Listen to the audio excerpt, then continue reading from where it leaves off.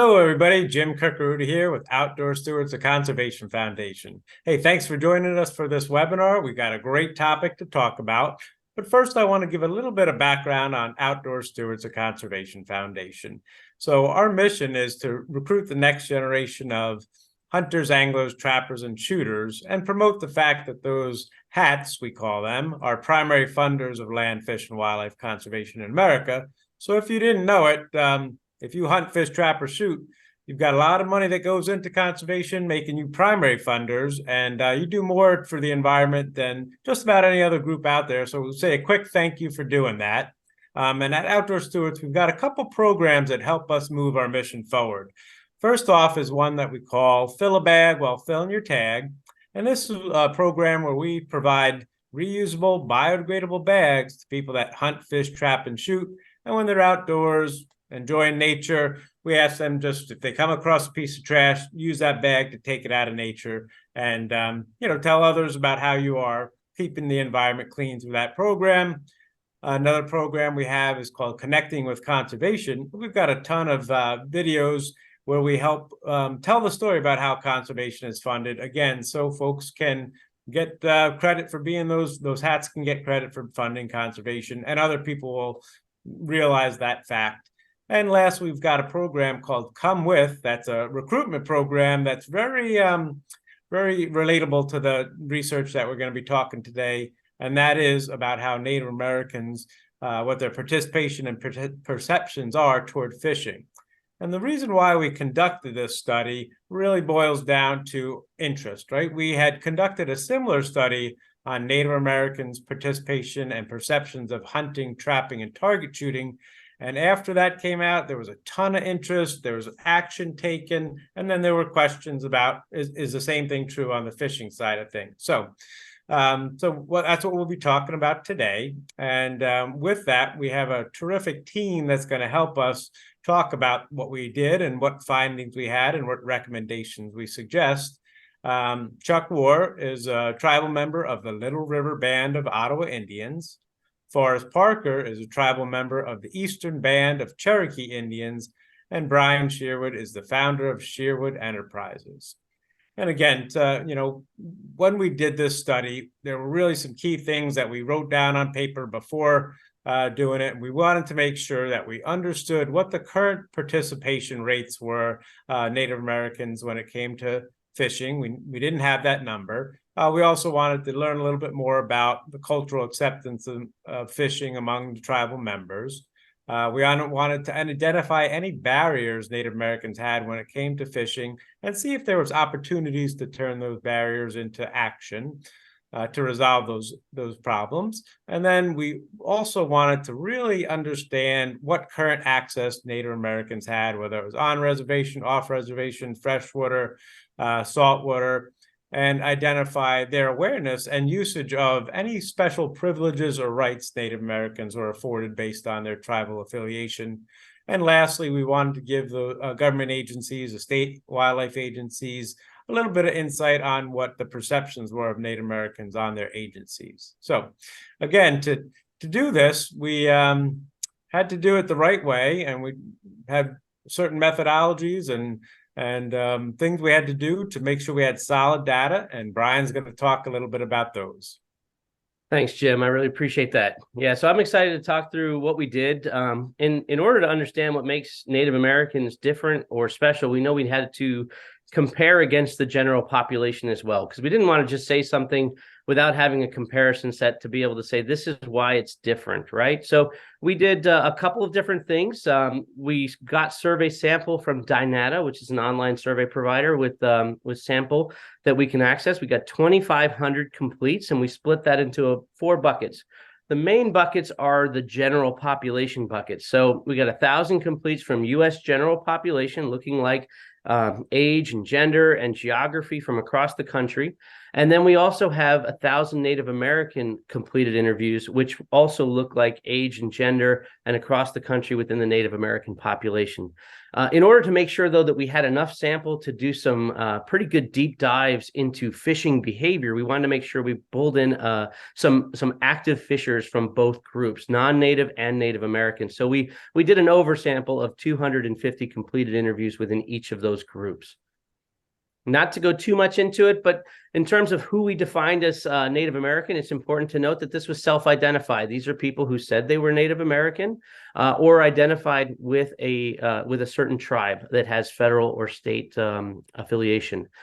We had no qualifications for the main general population. Everybody that was 18 or older could participate. But when it came to the active participants, obviously you had to be fishing within the last 12 months. We had some waiting, but honestly, we really didn't even need to wait it because we controlled for the recruitment on age and gender so specifically that waiting is very minimal in this. And then when it comes to looking at the full report, which will be available online over at the Outdoor Stewards website, we want to make sure that we understand that there is this thing called stat testing. So if we want to understand that there's a difference, we note it. If it's a 95% confidence interval that one number is different than another from a comparative set, natives versus non-natives, US pop versus NA pop, then we have that noted in our full report with different annotations like a triangle and such that tell us where the statistical difference is. Just some notes in terms of the glossary. You're going to need the glossary when you look at the full report too. Hats, hunters, anglers, trappers, and shooters. NA is short for Native American. Non-NA is non-Native American. And we also have some things like ever fished, people who have fished at least once in their lives, but also those who are active fishers who fished within the last 12 months. And our lapsed category, which is such an important category for all of us, understanding who has fished in the past but hasn't fished recently. What are the things that are getting in the way of them continuing to get out into this community? But not to draw this out too much because the meat of this is really coming up. And I appreciate that we've got two experts, Chuck and Forrest, who are here to talk to us about sort of the main findings and the key takeaways and the recommendations that we had within this. And so I'm going to throw it over to Chuck and to Forrest, and we'll get right into it.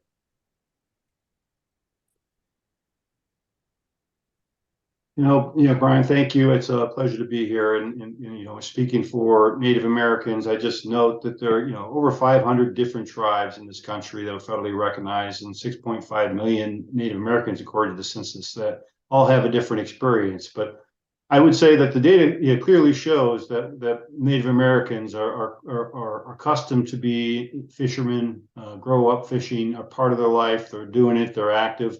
And we're excited about it. And I can tell you personally, this is how I started. I hunt, I'm an angler, I'm a trapper, I'm a shooter, but it started with fishing when I was a kid for subsistence. We ate fish, we caught salmon, we brought them home. It was part of what we did.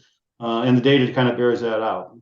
And I think that's a great market for anyone who's looking for a target of fishermen. It's in the Native American community.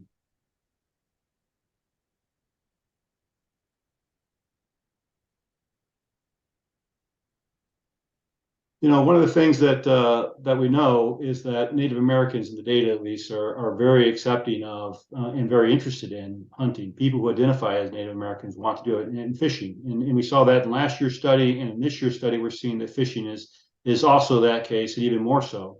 It's easier to do, it's more favorable in their minds, and people are more likely to go try it if they have the opportunity. And for Native Americans, we're a large part of that. Tribal American is part of what we do on reservations and off reservations across the country.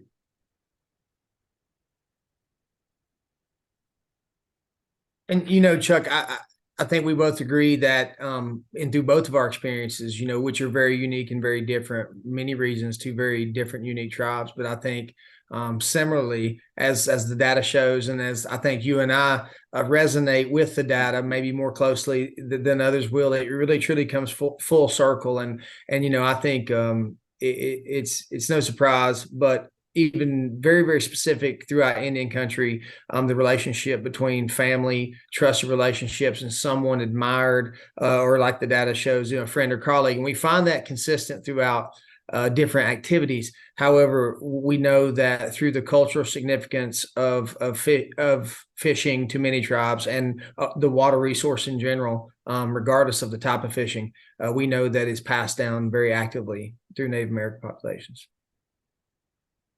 I would add here too, Forrest, that, as we're moving into this next slide, but I would add here too, that the thing that strikes me in both the studies that we did is that the need for somebody from the community to pull you in, to learn from tribal elders, to learn from family members, to pull and invite others to participate is very important. And if I would encourage everyone that's looking to kind of grow either participation rates of their states or not, to think about how we invite people into the community.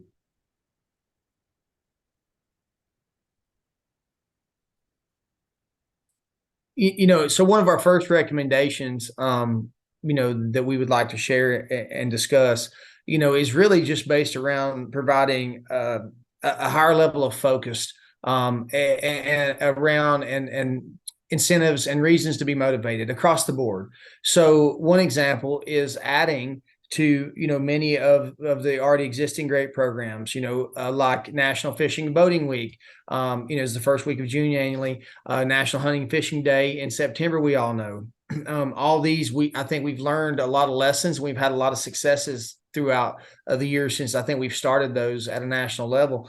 I believe that increasing that, and I believe that doing things like maybe National Fishing Month, those kind of things would maybe open up a new ecosystem somewhat, Chuck, for manufacturers, for the agencies, for many groups, nonprofit, private, public alike, tribes even, to be able to focus more on fishing related priorities, both at a national level but most importantly at a very local level and specific level. Because as we're going to see throughout this presentation and the data, there are a lot of things and a lot of benefits that all parties can receive from that. And it's not just in the growth of the industry. It's not just in sales. It's not just in license sales. It's everything down through collaboration on managing conservation resources collectively on a regional level. And I think that this data helps us understand that a little more. And we could spend all day talking about this, but I think I do agree with that recommendation highly. I think it's also important to think about this on the community level or down to the tribal level. And I'd encourage, small cities, communities, tribes, people, in particularly tribes, I'd say that we saw in the data that Native Americans and even people who identify as Native Americans want to connect with the culture, and they think this is a way to do that is to come out and fish. And that's on the ice, that's on the water, that's on the river. Think about having some way to bring people together and create community. And do that in a way that they can learn from others, because I think that's important, and that's included here in this recommendation. Yeah, I think I think it's a great recommendation, and basically, for me to sum it up, it's I think we need a bigger excuse. We need a bigger excuse to do some more things and to do some things there, and I think this helps us do that collaboratively.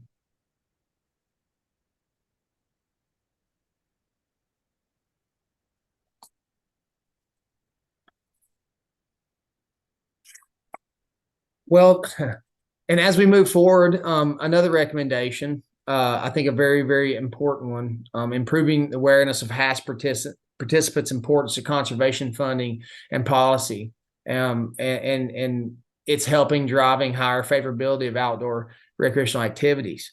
And if we look at the considerations in the bullets on the left, and as I jump over to the percentage and the statistics, I mean, again, we see that your Native American populations are apparently slightly more connected to this particular topic. And again, I think coming from a tribe with a larger landmass, that exercises sovereignty at a high level and manages its own resources at a very, very high level, it's no surprise. And per capita, I think across the country, tribal members are probably more aware of agency, both federal and state, public, private collaborations in Indian country, especially around the conservation of fish and aquatic habitats and riverine systems. We're all aware of many of the water situations, especially in the Pacific Northwest, salmon, all these other resources that bring higher levels of awareness, I think, with fishing and I think fish in general as a resource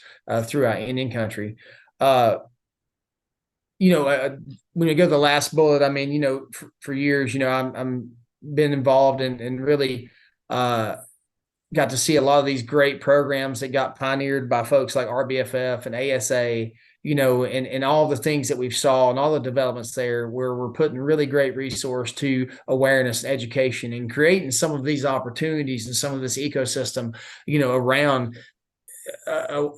There's more of a reason today than there is tomorrow or yesterday, to go fishing. And I think as we expand that and get that to bigger periods of time, and we get more people involved and there's more collaboration, it's not just this state or that, or the federal government or not, or this tribe, but that at a national level, we can help kind of mold those efforts and help organizations like them take those even further at a grassroots level. And I know I've been fortunate enough to be involved with many of these organizations and efforts, since they arose, or at least in some of their fledgling years, and seeing them develop to now. I just know that some of our biggest challenge often is taking these national efforts that are really resourced really well, right? And how do we connect those down at a grassroots level to have impact, but do so in a way that we can measure, so that we can show that full circle production. And when we're talking about Native American tribes, especially, and managing collective things geographically, license sales, for example, aren't an indicator there, right? Always. And so we've got to look at how we're going to track that and continue to move those resources through the system collaboratively down there, and help folks like that develop, increase the effectiveness of those programs and create more that are more specific directly for Indian country. And it's not just the organizations, it's not just the tribes and the states. Again, we're creating a bigger window for this to fill this vacuum that we have in the industry, just like we learn with hunting, shooting, and trapping. There's a huge disconnect with manufacturers, as we'll dive into a little more. This just further offers that opportunity in down in a tactical way. No, I just add here too that I'm proud of what we do in Indian country, particularly in my tribe, to conserve the environment. The number of programs, from raising sturgeon to studying the whitefish that are in Lake Michigan to help combat the lampreys. Some of that funded by state and federal money, coming from programs from HATS, is funneled back through tribal communities to help build this kind of program and awareness. So it's not just the hunting and being out there that matters, but the money that comes back through these programs and is funneled back through tribal America makes me very proud to see it kind of paying out in this data.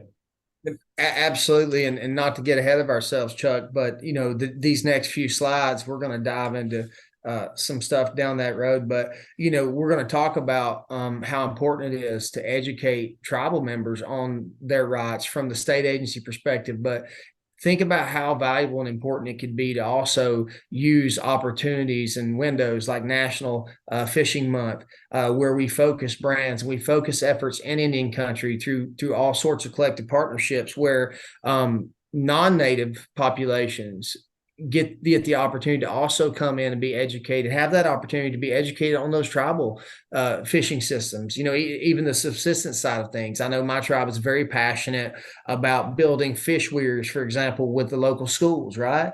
And so we have native children and non-native children all out there understanding how the Cherokee people built fish weirs to collect sucker species, right? During the spawn. And so I think there's really great collaborative opportunities from both sides to use all these opportunities, not just for moving programs forward, but for real education on both sides of the fence. And I think these next slides will help us dive into that also.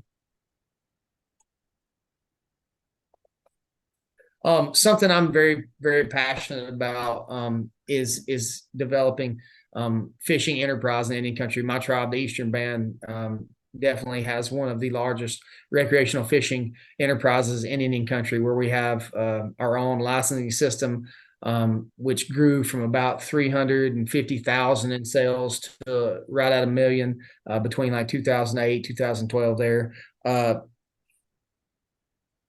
It was a situation where, second to gaming, our tribe's second largest source of economic impact was fishing. And between the years of 2008 and 2011, we were very fortunate to be able to increase that from just over 11 million to 28.6 million in a matter of about 3 years. And however, all of that revenue was dispersed through all enterprise and within the economy. The tribe itself was able to triple its license sales, but also have such an impact on visitation and fishing with no impact to its actual tribal operational budget.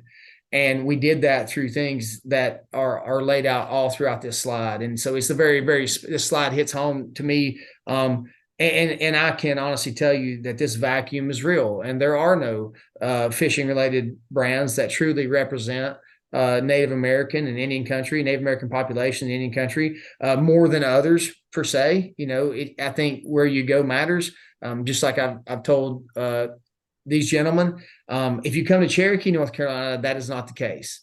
If you ask tribal members here, I feel like you're going to hear one brand stand out more above all, and that brand is a brand called Zebco. And the reason that I think you will hear that brand stand out is because the Talking Trees Children's Trout Derby, the largest children's fishing event in the world, is free. It's in its 16th to 18th year now.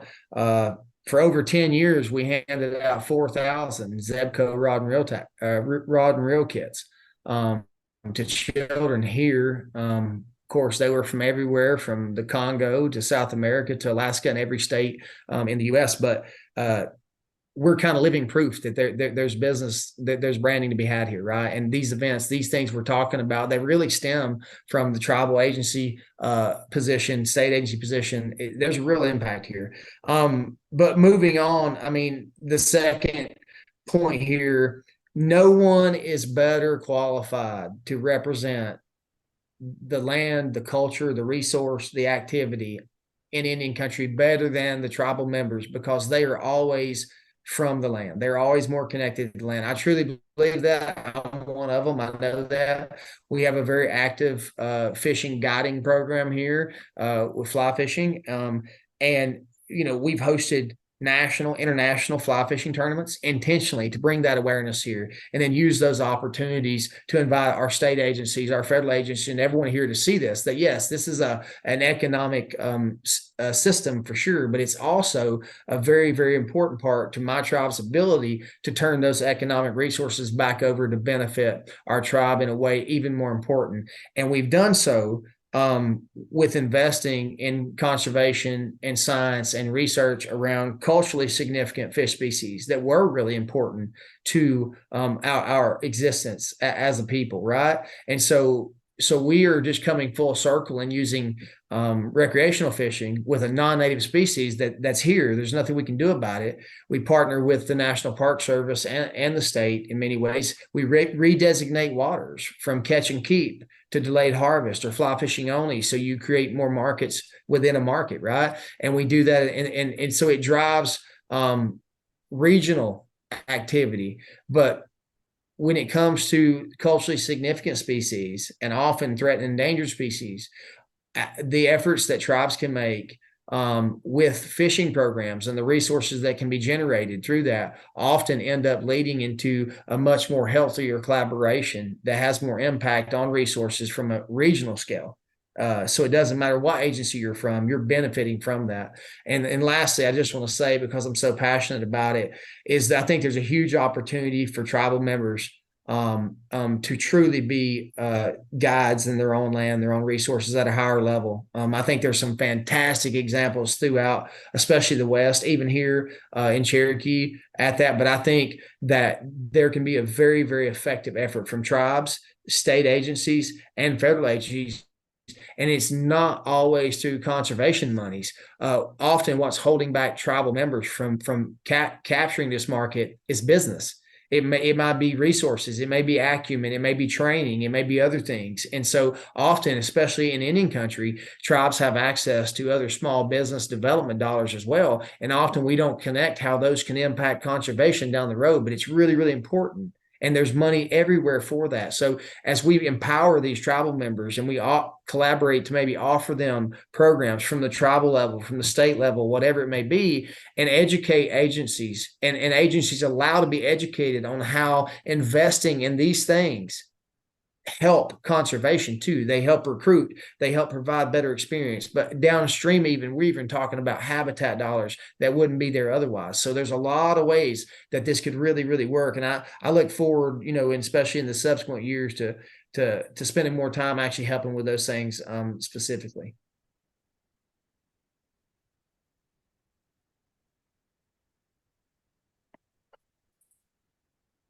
So, as a lifelong marketer and brander, and just thinking through this space, there's no better community in my mind to kind of, this next recommendation is the Native American population is a great place to try and launch programming or brands to increase participation in hats. It's the case that we are a community, and as a community, we're already fishing, we're already in the outdoors, we already learn from each other, and we're willing to do so. So where a brand can be successful is to interrupt the consideration phase and be part of that process of getting people involved, giving them equipment they need, helping them kind of learn the skills, and activating those that may have not elapsed over the lifetime, maybe started as a child and aren't now.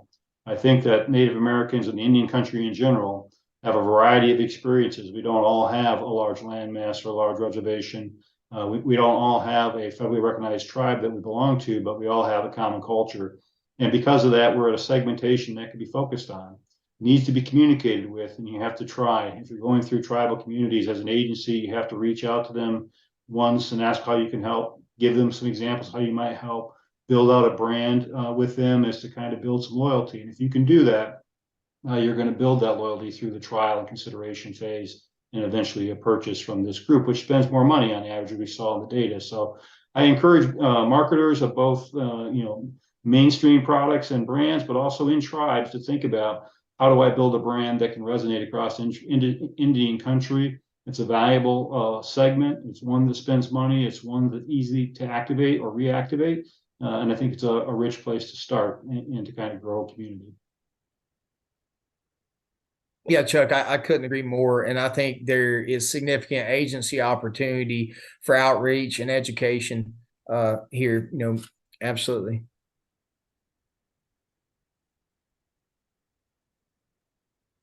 And again, Chuck, we just said it, but it's perfect lead into, what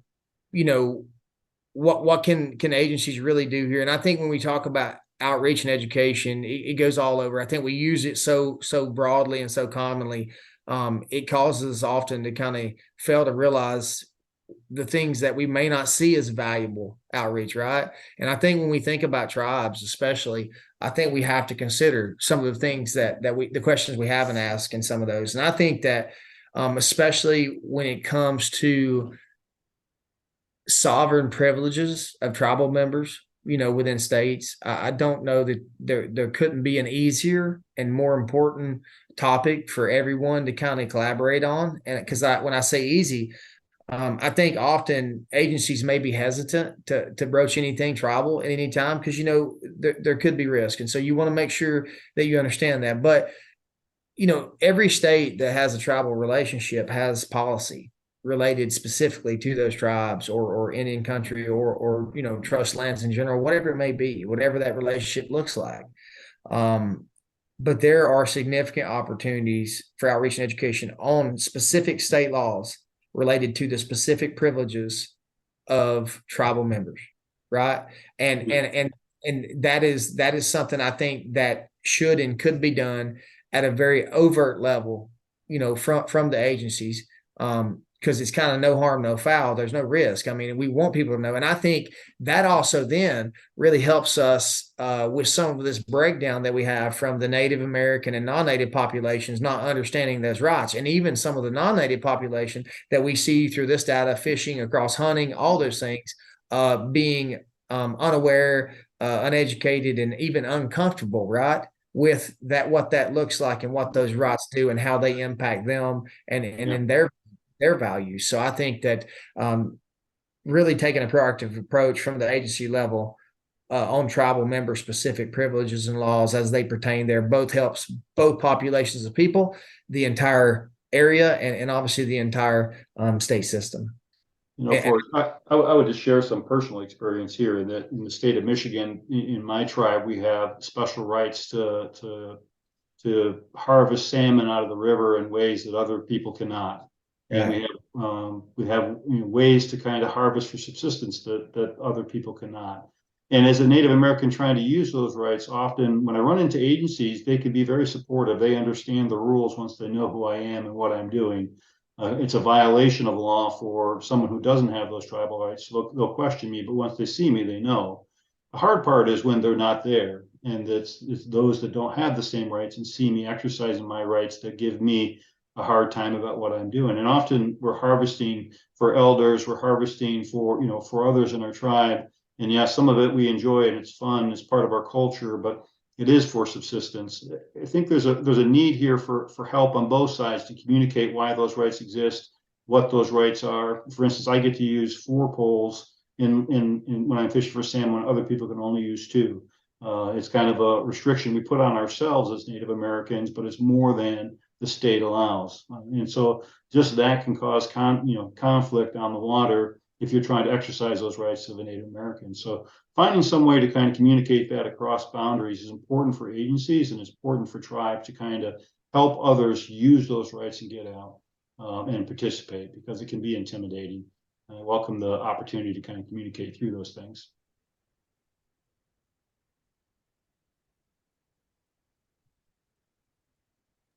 All right. I mean, again, I want to really thank Brian, Chuck, and Forrest for all the dedication, the time, the effort they put into this. This just short webinar has tremendous insights and recommendations.